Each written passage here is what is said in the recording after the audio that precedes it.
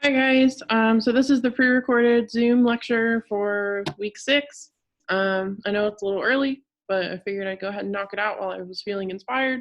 So this week we're going to be reading a story called The Demon Lover by Elizabeth Bowen. It's about 5 pages in the PDF that I sent you guys. It's not super long, but it is very, very interesting and very, very good. It's one of my favorite short stories like ever, just because it's so open-ended and you could talk about it for like hours on end and not ever really reach a verdict.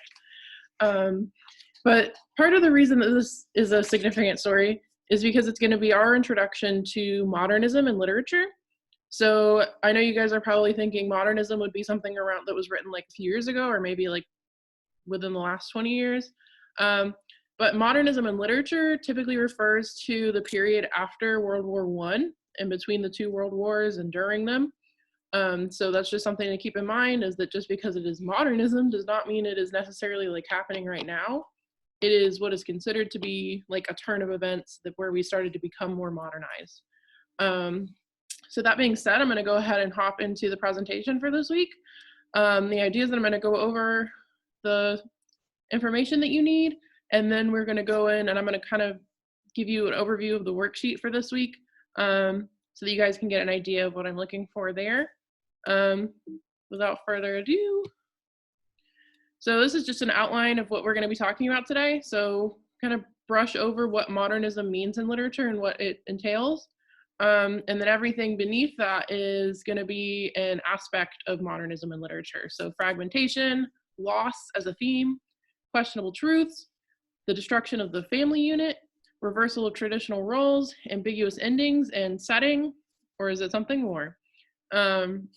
So the fun part about these stories is that they are so kind of off the wall wild that a lot of times you have to read them a couple times to figure out what the heck is going on, or you might have to read a line and go back and read it. I did record myself reading it granted there's a couple of flubs because y'all know I can't just read perfectly throughout the entire story because that would be out of character and I might be like sick. But if you're missing sorry, if you're missing the sound of my beautiful voice, you're welcome to go listen to that. I'm going to be uploading it to the Google Classroom, and it'll be titled like The Demon Lover Audio. So keep an eye out for that. I did attach the PDF to the Google Classroom. If you would rather just read it on your own time, you can probably find a better audio of it on YouTube or somewhere. I'm not going to be offended. But again, if you're feeling nostalgic for being in the classroom and you want to listen to me read and slow, hit it up with the audio for you guys. So I included a quote from The Demon Lover. It's one of my favorite quotes from literature ever, especially modernism. So against the next batch of clouds already piling up, ink dark, broken chimneys and parapets stood out. In her once familiar street, as in any unused channel, an unfamiliar queerness had silted up. A cat wove itself in and out of the railings, but no human eye watched Mrs. Dover's return. So obviously, I'm a little biased because there's a cat in this line, but I do like cats if you didn't know. But it kind of just adds that extra like creepy factor to the story. And you guys will see definitely when you get into reading it, or if you have already read it, that it is not like a super happy-go-lucky story. Given the fact that it is happening after many of the war's bombings, it is a little darker, and it is kind of creepy. There's a couple things that happen in the story that really kind of leave you wondering, is this woman okay? Has she ever been okay? And it's just a wild story from start to finish, but very, very enjoyable read, and I hope you guys like it. So first and foremost, we're going to go over what modernism is. So modernism refers to a global movement in society and culture that from early decades of the 20th century sought a new alignment with the experience and values of modern industrial life. So I know that is probably jargon to you. You have no idea what I just said, but it gives you its early decades of the 20th century. So that's a time scheme of like when it's all happening. And basically the thing to keep in mind is it's where we're taking traditional values and shifting them to something different, which is where the idea of modernism comes in. So we're breaking down traditional gender roles. We're breaking down traditional racial roles. We're breaking down all these stereotypes that kind of guide us as a society and changing them and flipping them around to match something that we're comfortable with. So now this isn't necessarily going to be particularly modern in our eyes, but from a cultural perspective, modernism in the early 20th century was a huge shift. When we started the Industrial Revolution and all of the world wars were going on, there was a lot of things happening during that time period that had never happened before, and people were just in awe and like shock, which kind of makes it an appropriate story and time period to be studying now, because we're kind of in one of those historical moments as we speak. We don't know what's going on. This is not something that we've necessarily been through. And it's kind of a learning experience for us all. And we're kind of just going with the flow, like many of the people during this time period would have been doing. So it's appropriate timing to be learning about modernism. So I've kind of broken it down into different aspects. If you notice, if you pulled up the worksheet and looked at it already, you'll notice that these are directly aligned with the questions. So basically the worksheet is these six or seven aspects of modernism in a graph, or in a box graph. Basically, it gives you the description of what it is. So it'll say fragmentation of plot. And then there's another empty box right next to it. And you have to find an example of fragmentation of plot from the Demon Lover. So that's basically how the worksheet's going to work. It'll give you the topic, and you're going to find something in the story that relates or represents it. Give you some textual evidence. It doesn't have to be super long. 1 or 2 sentences will suffice, and turn it in. Okay, so getting started on the aspects of modernism, and I'm going to go over and through these pretty quickly. So fragmentation of plot. Many modernist authors only give small glimpses of the plot, characters, themes, images, and/or overall storyline. So many modernist works are not in chronological or linear order. So you're going to notice that everything that's happening in this story in particular does not necessarily happen in the moment. There's a few flashbacks mixed in, and I'm going to kind of leave it to you guys to kind of figure out where they're going on.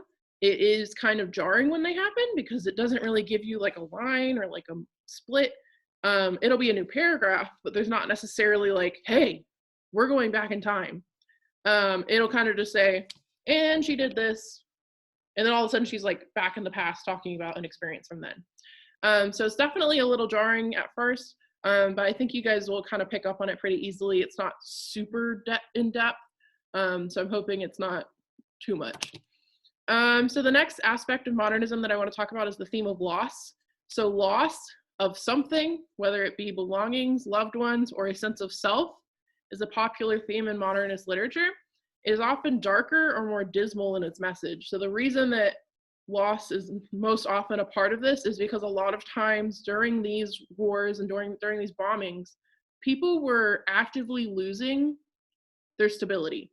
So they were having to leave their homes. They were having to split up from family members that they've spent their whole lives with. They were having to go to unfamiliar parts of the country to stay safe. Basically, throughout modernist literature, you will see different aspects of loss.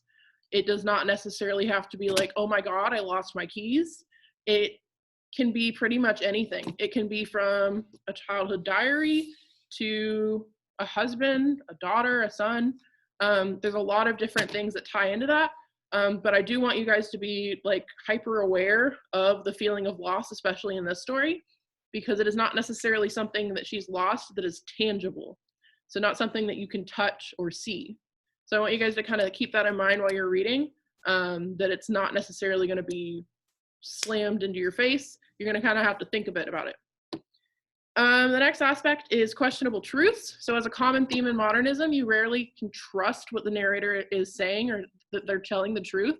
For example, while it's not necessarily intentional on her part, Mrs. Dover's narration is not necessarily the most reliable. There are aspects of the story that are blurred. For example, her inability to remember or like picture her fiance's face from the past.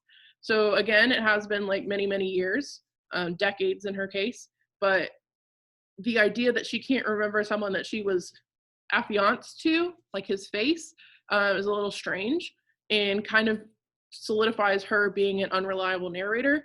Other examples of unreliable narrators, if you guys don't remember, The Pit and the Pendulum, Edgar Allan Poe. That narrator is super unreliable because he never knows what's going on. He's just kind of like saying things and we don't know if it's real or if it's in his mind. But something to keep in mind while reading these is not necessarily that the narrator is going to be lying to you outright. It's just that they may not have a full grasp on the truth themselves. So the next aspect of modernism that I want to talk about is the destruction of the family unit. So as a rebellion against traditional values, many modernist works feature the destruction of the traditional family unit. So that would be like husband, wife, children. This could be connected to the loss, or it could be like in this week's reading, there really never was a family unit. It was kind of just like expected of Mrs. Dover. So it's something that she struggles with, and I'm going to kind of leave you guys to the analysis part of that, but definitely pay attention to the way Mrs. Dover describes her family life, describes her husband, describes her children. It's very clinical. It's kind of weird, kind of from an outside perspective.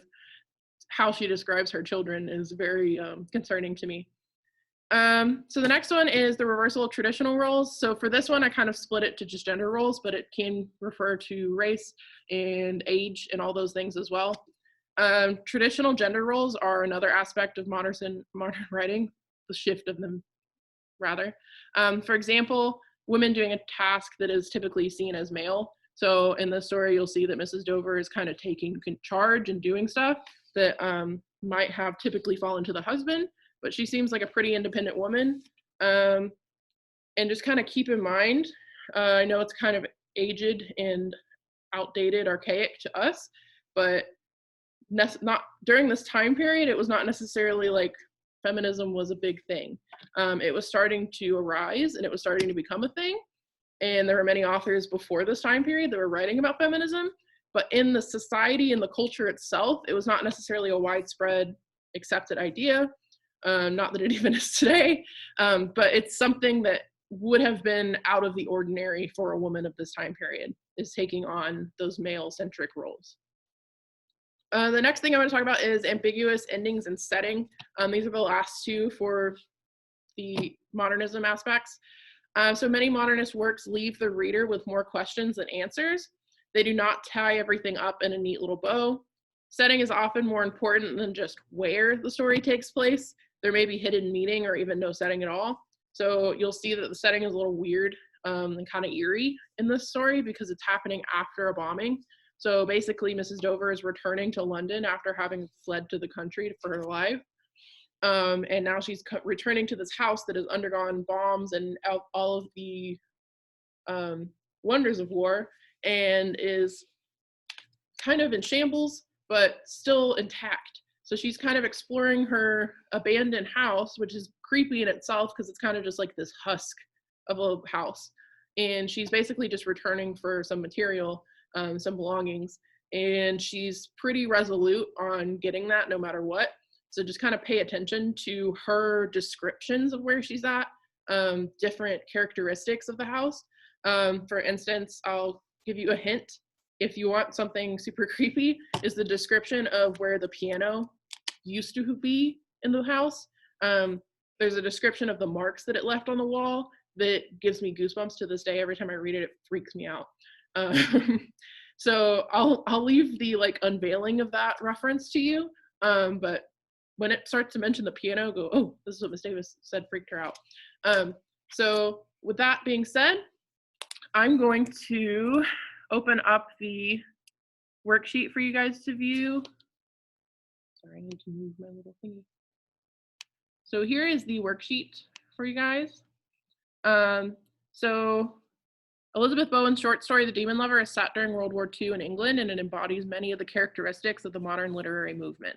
In brief, modernism emphasizes the widespread feeling that after the devastation of World War I, life was irreparably broken.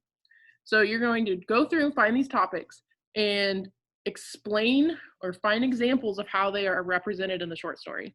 So for fragmentation, you need to find something about the plot, not just being like chronological, boom, boom, boom.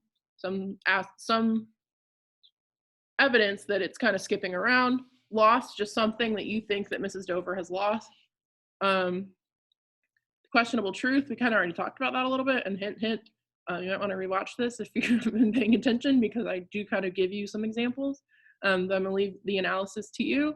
Destruction of the family unit, kind of like what we talked about with her clinical treatment of talking about her kids and her husband.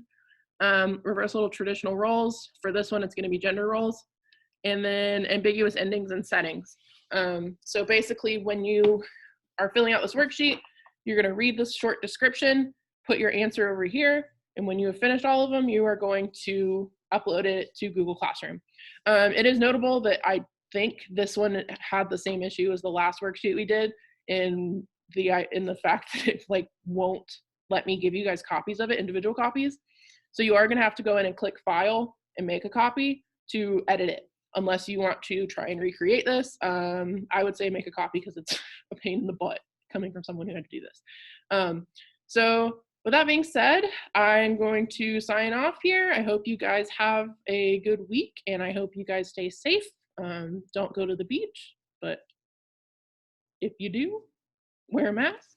And I think that's all. Bye.